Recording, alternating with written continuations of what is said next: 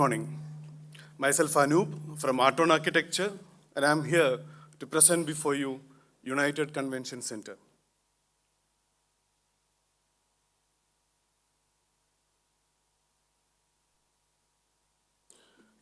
Site is located on Palakkad-Ponnani State Highway at the base of a sparsely vegetated hillock with access from south. I still remember the very first time we visited the site. That was immediately after the monsoons in the month of October. But even then, the site was very dry. Apart from a small open well at the center of the plot, there was no other water source. Leave aside proposing a lush green landscape, we were doubtful whether that small well could cater to the auditorium functional requirements. It was pretty clear that we had to have a proper, sizable rainwater harvesting system, even to go for a restricted landscape. Another important aspect about the site was the topography. Even the entry was around 10 feet height from the road level, and it steadily sloped towards a hill. We could sense that a theater raking was already there in place. We just had to spatially plan that and give finishing touches. The client requirement was pretty simple but sensible. They wanted flexible function halls with future expansion provisions, sanction friendly and easy to construct, budget 1.5 CR only. The current scenario in Kerala is that more than thrice this budget gets spent for almost all the auditorium projects, and especially in a suburban area like Mangalam, where United is situated, they struggle to get back even the capital investment. So the client was very particular about the budget, and rightly so.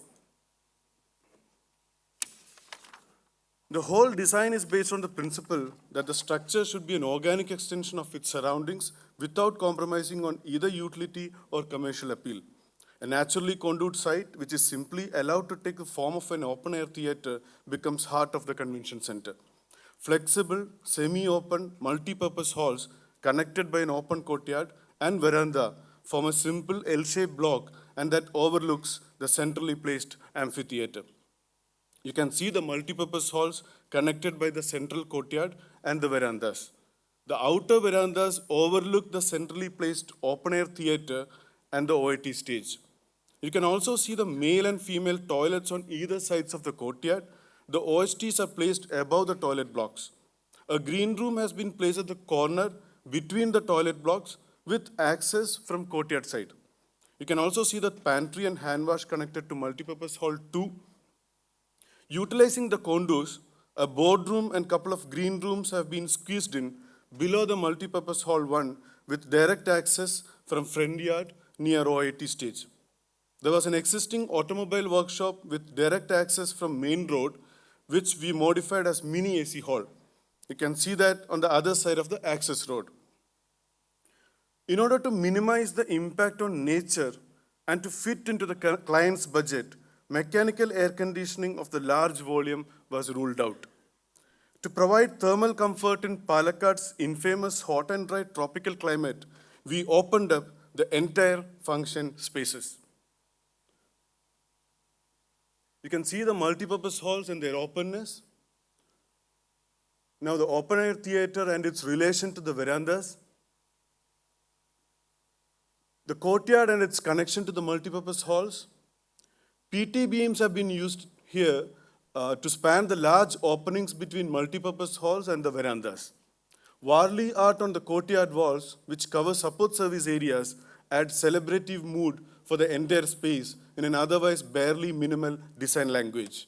By support service areas, we mean the toilet block and the OSTs on top. One of the major client requirements apart from budget was flexibility. You can see the prototype A here with seating capacity 1,500 and floating 2,500. OIT is used here as a function hall, and the multipurpose halls are being used as dining. Prototype B with seating capacity 800 and floating 1,500. OIT is not used here. Multipurpose hall 1 becomes function and the other dining. Now prototype C, this is interesting. Even 1 with 200 and even 2 with 500 packs, with a small function happening at hall 1 and even smaller one at hall 2. These type of events were the norm during COVID period. Now there's an AC hall also in United, so 3 programs can happen together at United. Form of United Convention Center is simple, it follows function. But the dominating trussless arch roofs and earthiness of the entire structure resemble the profile and character of the backdrop. Provision for future expansion was another major client requirement. The master plan had provisions to add kitchen and permanent dining. You can see the roof of kitchen and permanent dining being popped up behind the courtyard and multipurpose hall 2. Now they have added kitchen and permanent dining as well. Now, talking about roofing, taking budget, time and maintenance issues caused by birds and rodents in such an open environment into consideration, we went for galvanium trussless arch roofs. Budget was just about rupees 165 per square feet 4 years back. Time we just took 2 days to install the whole roof, and so far not even a single maintenance activity has happened on the roof. The facade, terracotta jali from south facade which allow hot air escape and protect activity spaces from southern sun. Northern glass facade provides view to the hilly terrain and bring in diffused light. The partitions. Openings have simple, cost-effective creeper partitions which serve purpose as well as give thermal insulation. The facade of the AC auditorium, orchid net facade combined with cast in situ CSB block walls act as buffer to protect AC auditorium from harsh western and southern sun. As an extension of the character, porothem blocks were used to form boundary walls. The cross ventilation, hot air escape and all that, creating stack effect. Now, rainwater harvesting. Rainwater gets collected through concealed PVC downpipes inside columns to reach RWH of 1.5 lakh liter capacity below OT stage. Now, this water is being used up for maintaining landscape at UCC. Whatever green patches you see is all because of that. Apart from regular marriage receptions, birthday parties, political conventions, vehicle launches, etc., United is also home for stage performances. We had conducted a cultural event at United last year. Shall play a few glimpses from that event here for you to get an idea about how that space responds to people.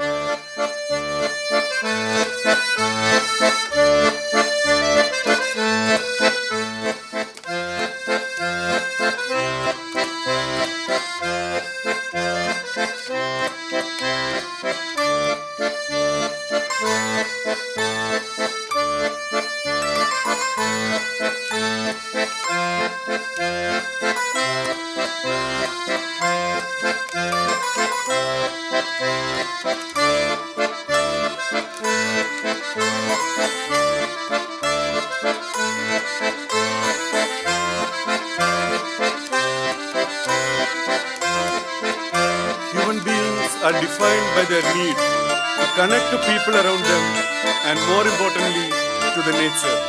United is essentially a humble effort to bring in human beings and nature together. Thank you.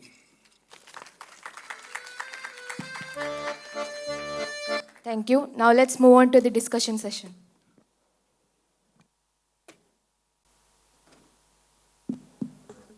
Hi. Lovely project. Thank you for sharing it with us. Thank you, ma'am. I just had one question in public architecture. It is a question of accessibility, right? So at a given peak capacity of this place, one can assume there would be about 2,500 people, you said? Yeah, 2,500 floating. But I mean, and also the fact that that 2,500 can be divided into 3 to 4 events. Yeah. So how do you imagine that at that moment, 3 or 4 different event arrangements are being done? So the event managers, how do they manage the access into that space by 3, 4 different locations? And how does that huge crowd converge? Because the events almost always have more or less the same time. Right? No, but because they're at the same, that is the peak capacity of that place. Yeah, but the 2,500 event is single event. because OIT is being used as the function hall and the dining is multi-purpose halls.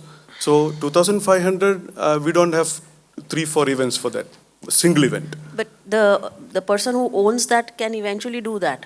No, OIT is not part of sharing the space.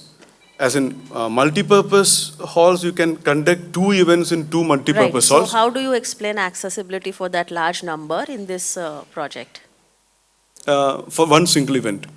1 event, 2 events, 3 events, because once you give space to an owner, Yeah. they then, in order to generate revenue, will use it in this and maximize its potential. No, ma'am. In fact, yeah, this we had discussed before. As in OIT, when OIT, there's a function happening at OIT, there's only one single function with multi-purpose halls acting as dining, and that's it. Otherwise, what happens, OIT is free, and multi-purpose halls, 2 functions simultaneously happen at multi-purpose halls, and then there's a separate function which can happen at AC auditorium as well. 3 functions can happen together, Right. but then So the- now yeah. explain how the access happens when there are 3 functions. No, the multipurpose hall, there's an access from OIT side to multipurpose hall 1, and there's an access from behind, from the parking area to multipurpose hall 2. The AC auditorium is on the other side of the access road. So there are 3 different accesses. So once a security system is strong at the entry level, you can So easily. it will be eventually, it's not integrated in the design, it is a management issue that they have to deal with. No, no, no. It is a part of design itself. As in, we have told them strongly that to avoid OIT in case you are going for different functions. But then that's how only even they can do that. Once OIT is occupied, there is only one single function. Maybe AC auditorium they can rent out separately, but not the multipurpose halls. And I mean, 3 functions have happened at United, but these kind of issues haven't happened since OIT is free.